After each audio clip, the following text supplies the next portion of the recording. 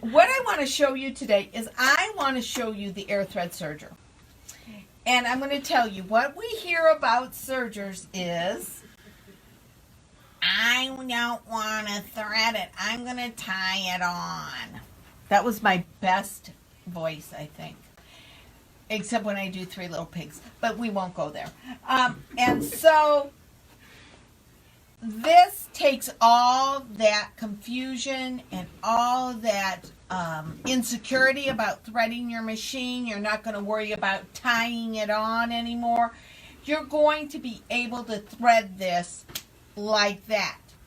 So what I've got to do first, if you can get in here, Miss Dina. Yes, ma'am. Is I've got to flip this switch. Do you see that? I flip that switch over, and I'm going to turn my hand wheel till two little tubes pop out here. So if you focus right there, I'm going to reach. There you go. See those two little tubes? And I'm going to thread my machine, and I don't have to thread upper looper, lower looper. I can thread it in any order. And I'm probably going upper looper. And I've got to take this thread and put about an inch of it right down in that little hole. And then I'm going to take this little knob that looks like a bird. I think this looks like a little bird beak and a little bird eye, but it's not. And I'm going to take it, and if you'll watch right here, when I push the pump, there goes the thread. Did you see that? Do it one more time. Dude, you're kidding. No. Did you? That just swallowed that thread like that? Yeah. Watch. Watch right here. Watch right here. So she's going to pump here. Let me get. Pump here. There's the handle. All right, and I'll come around Pump it here. up, baby. Woohoo! Wow, it just spit out right over here. Right on my upper looper, right? So here's my lower looper. That's that looper that everybody has the hardest time, because you got to open this up. You got to crawl in your machine. You got to go, you got to go find dental flossers. All that stuff. With this, see, it goes right in that little hole. I'm going to move this knob over here. The only thing is, you want to watch this thread. You want to give it enough thread to go through the tubes, but you don't want it wrapped around any of these dials. So, like that. You want to make sure you get it out of the way of those, and it's going to pop out right here. So I'm going to pull this up, and I'm going to go, and there it is. That's threaded. It's ready to go. But once again, my mother told me once I turned 40, my eyes would go.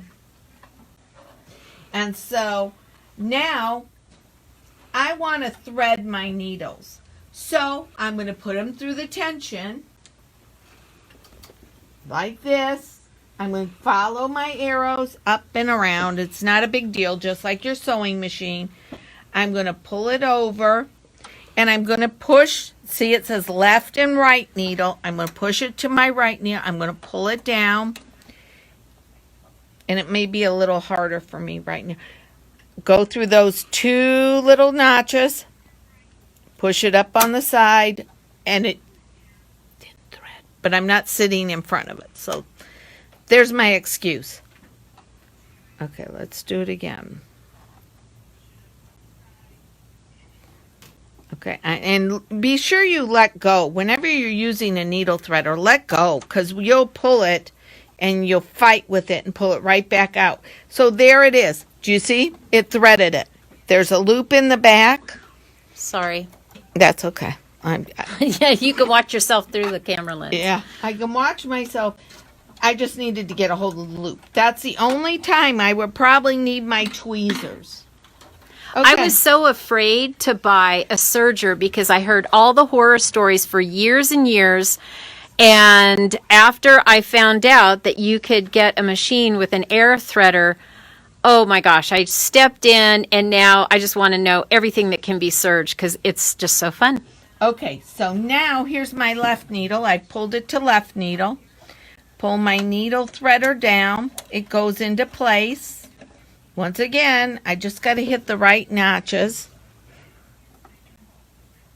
And there I go. And I like to let my thread go because what we tend to do is hold it too tight and we pull it back out through that. Amy, I'm going to come on this side. Maybe I can get a better Dina's picture. moving. Yeah. And there you go. It's coming out the back there. Pull that out. Put them under my foot. And guess what? It's all ready. I'm ready to go. Now, the other thing. Oh, and you know what? Remember those little tubes I had here? Remember those guys? These little tubes? If I take this, it pulls them back and you can see my thread. If I shut the door, it will do that too. Now, my tensions on this are so fabulous. You would not believe. I very seldom, on my old serger, I had to play all the time. On this serger, I don't. Now my foot's up so that I know, I want to be sure they're in there. I'm going to put my foot down and watch this.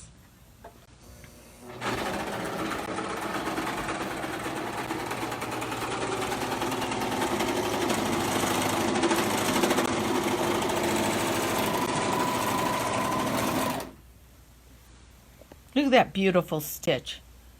It's beautiful. That's all it took. That's all it took for me to do that. And you have some warm and natural between a couple of layers. Do. It handles.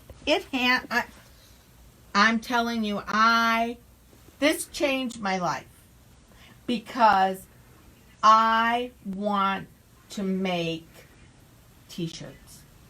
I love to make t-shirts.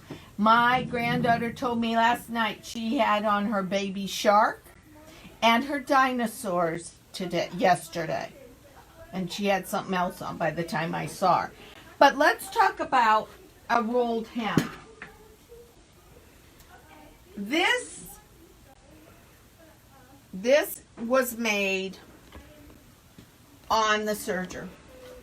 I want you to look at this beautiful rolled hem on the bottom.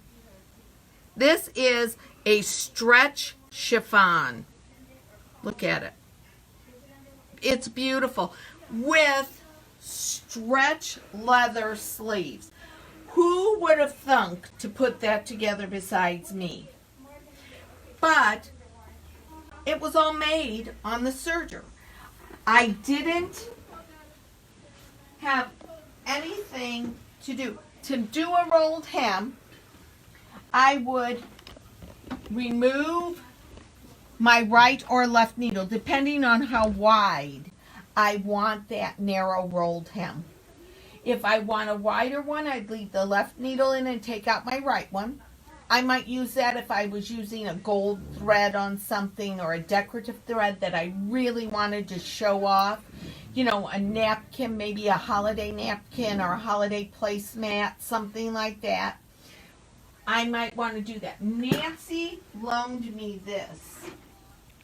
And this has the narrow rolled hem. And you can see right here's a narrow rolled hem.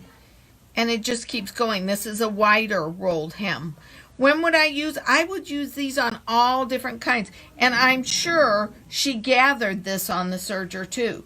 Because you can't not gather on a machine like this. It makes ruffles go like crazy. Nancy, could you find me a piece of fabric to ruffle? Mm-hmm. Okay, thank you. I didn't think of that. So Nancy to my rescue. Let me show you now the settings. I would take either my right needle out or my left needle out. I would put my decorative thread in my loopers. And so I would take my right. We're going back to a rolled hem. I'd take my right or my left needle out. I would put it on tight. I would change this. This is a differential feed, and that's going to come in a minute when we get ready to do it, I'm going to leave it 1 to 1. That means for every inch of fabric going in, an inch of fabric's coming out. It's not going to gather it or stretch it. And I'm going to change my stitch length to R. And I'm ready to do a rolled hem. I am ready to do that little tight rolled hem like on here. And look, these are done with, thanks. Oh, you didn't have to cut up your mask, Nance. Anyhow, so that will be how I do a rolled hem. Now let's gather. And the reason I didn't do that is I didn't want to take the time to take the needle out and reset it. But I'm going back to standard. I'm going to set it to the widest stitch over here. And I'm going to tell it I want it 2 to 1. So for every inch that goes in, it's going to cut it in half. So I've got that. I'm all ready.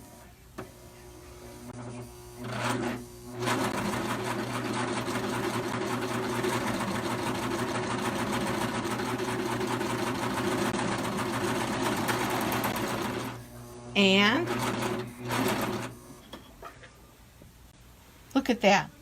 Now, is it going to do that on corduroy? No. Is it going to do it on velvet? No. It will give it an ease, but it will not gather it like this. But on a lightweight cotton, I'm going to tell you it's great for tutus because I've made quite a few tutus.